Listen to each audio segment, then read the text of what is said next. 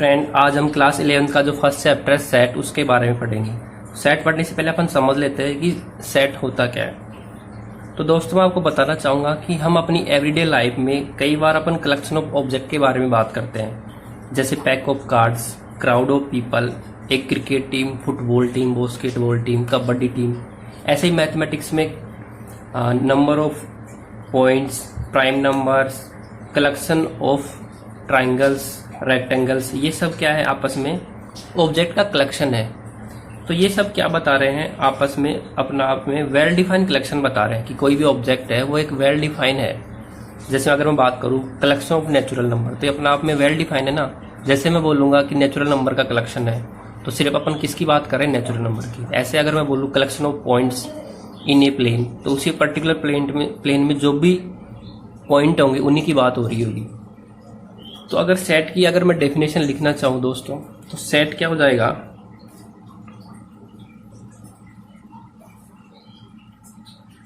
It is the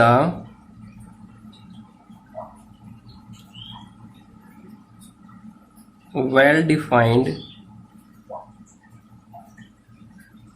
collection of objects,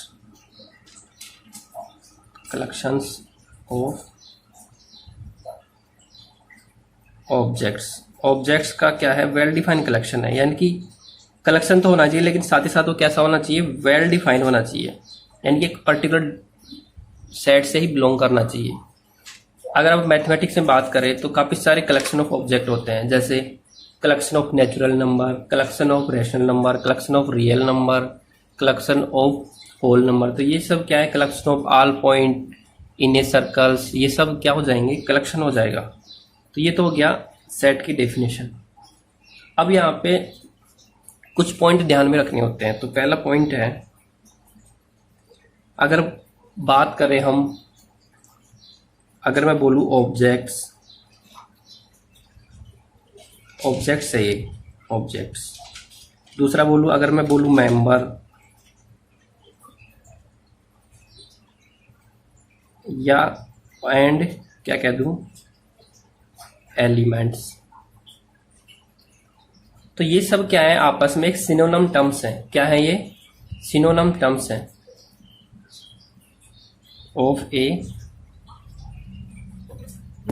of a sets are synonyms, SYNONYM, synonymous terms। तो कई बार क्या बोल देंगे, कई बार ऑब्जेक्ट बोल देता है, कई बार मेंबर बोल देता है, कई बार एलिमेंट्स बोल देता है। तो ये सब अगर तीनों कुछ भी बोले तो वो अब आप समझ जाना कि उस पर्टिकुलर सेट के क्या है, वो एलिमेंट्स हैं। दूसरा क्या है, name of set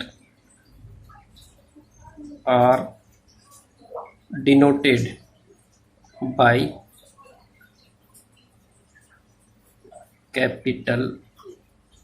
capital letter से डिनोट करेंगे, जैसे A, B, X, Y, Z, ये सब। तीसरा है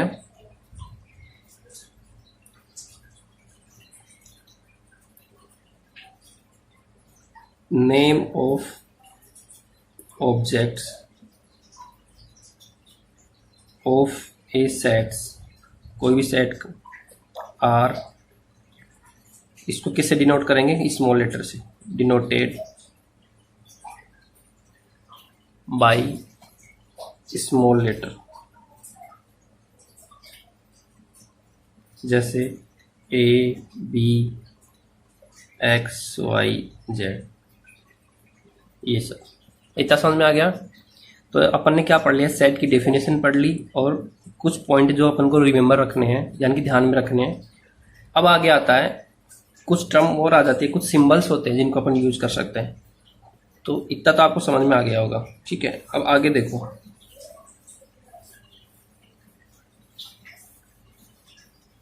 दोस्तों आगे क्या होता है कि एक सिंबल यूज करते हैं, ग्रीक लेटर होता है ये वाला, जिसको कहते हैं एप्सिलॉन। क्या कहते हैं, एप्सिलॉन। ये ग्रीक लेटर है। तो ये क्या बताता है कि कोई भी पर्टिकुलर एलिमेंट या मेंबर उस सेट से बिलोंग करेगा या नहीं करेगा। अगर ऐसा लिखा रहे ए एप्सिलॉन ए, तो इसका मतलब क्या है, ए बिलोंग्स टू सेट ए। तो ये जो एप्सिलॉन है वो क्या बताता है, बिलोंग टू। और अगर ऐसा लिखा रहे A does not epsilon A, इसका मतलब क्या है, A does not belong to set A. Set A से बिलोंग नहीं करता अगर यहाँ पे लगा रहे।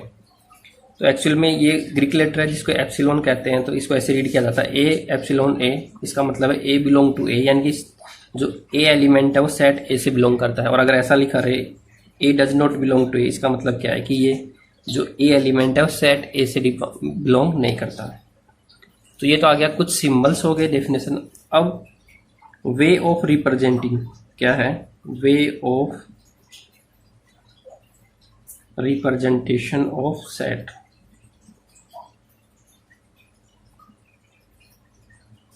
सेट को रिप्रेजेंट करने के दो मेथड हैं, दो वे हैं।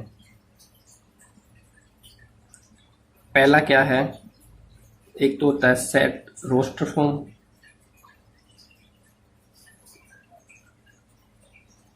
जिसको अपन कई बार टेबुलर फॉर्म भी कह देते हैं। और दूसरा क्या है, सेट बिल्डर फॉर्म।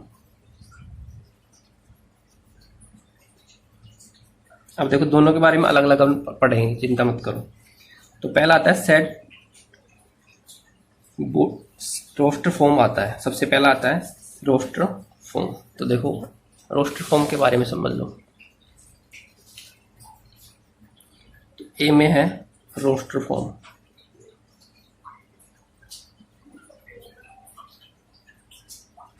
इसमें क्या होता है, ऑल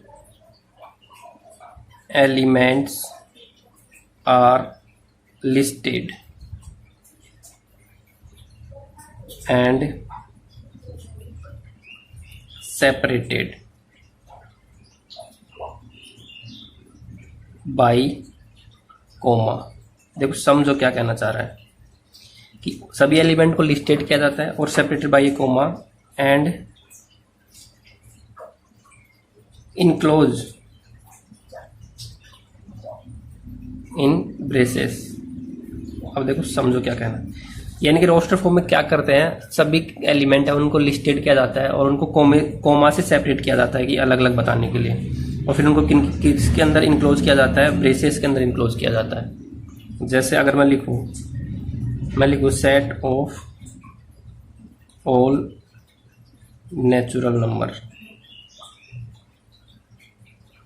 तो इसको अगर रोस्टर फॉर्म में लिखना है तो कैसे लिखूंगा, कोई भी नाम दे दूंगा। तो नेचुरल नंबर के लिए मैंने एन नाम दे दिया, फिर क्या करूँगा, ब्रेसेस लगाऊंगा, फिर क्या लगाऊंगा, नंबर लिखूंगा, एलिमेंट लिखूंगा। तो 1 2 3 डैश डैश करके ये आ जाएगा। दूसरा है set builder form.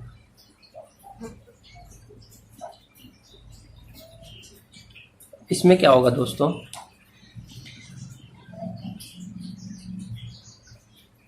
In this form all elements possess a common property।